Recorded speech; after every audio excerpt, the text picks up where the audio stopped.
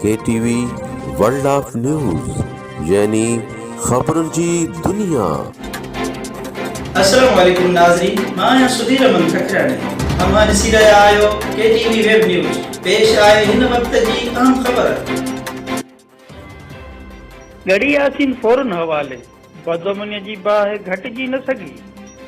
गड़ी यासीन अॼु मंगलवार वटां ॾखण शहर जे मशहूर वकील अज़ादार हुसैन शेख ऐं संदसि वालिद साहब मुख्तियार शेख खां नामालूम हथियार बंदन सीधी मोटरसाइकिल, मोबाइल फोन्स, रोक रक़म ऐं ज़रूरी कागज़ात फुर करे आसानीअ सां फरार थी विया।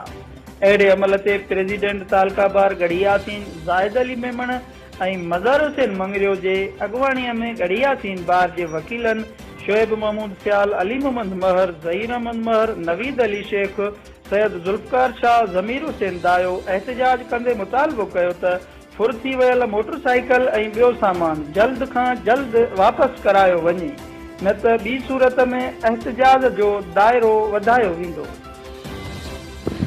जीअं त असांजो एडवोकेट अज़ादार हुसैन ॾखण खां गड़ी यासीन सूरत अची वियो पंहिंजे वाल साहब सां।